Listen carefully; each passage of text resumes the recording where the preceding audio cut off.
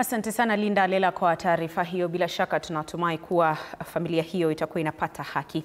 Katika taarifa nyingine ni kuwa waumini wa kanisa la All Saints ACK Gatwe katika kaunti ya Kirinyaga wamelalamikia ukosefu wa usalama eneo hilo baada ya watu wasiojulikana kuvunja kanisa na kutoweka na televisheni 3, mvinyo, chupa 5 na vipaza sauti. Na kama anavyotuarifu mwanahabari wetu Wanji Sostin, visa vya wizi makanisani vimekithiri eneo hilo wiki 3 zilizopita, kanisa la ACK Moya pia likiwa limevamiwa na wizi. Ni taswira kamili ya uharibifu uliotekelezwa na wahuni usiku wa kuamkia hii leo katika kanisa la All Saints ACK Gatwe, kaunti ya Kirinyaga. Kwa mujibu wa mchungaji David Warui, ibada ya jana ilikamilika kama kawaida, lakini asubuhi ya leo alipokea taarifa ya mtu aliyekuwa akipiga kelele ndani ya kanisa.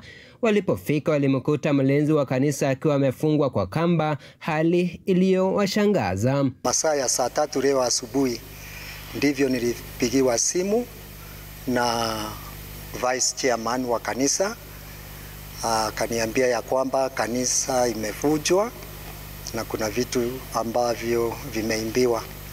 Ndiposa nikakimbia na nikakuja na nikashuhudia kweli kuna vitu vimeimbiwa. Nikakuta mwenye anatupatianga funguo hayuko. Sasa nikadhani yako kwa church.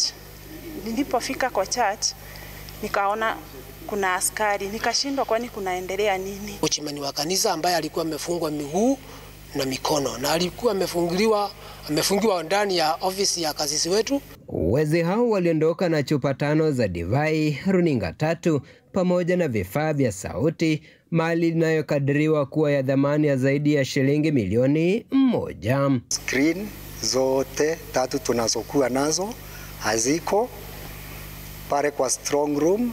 Pia the mixture is not there, na pia kwa ofisi wamebeba wine chupa 5. Waumini wa kanisa hilo makashifu vikali tukio hilo, wakitaka asasi za usalama kuingilia kati na kuhakikisha kwa usalama unaimarishwa eneo hilo. Ombi letu wale watu walifanya hicho kitendo wakaweze kujirudi, ndio waweze kurudisha, kwa sababu hizo vitu vinaweza waletea laana katika maisha yao.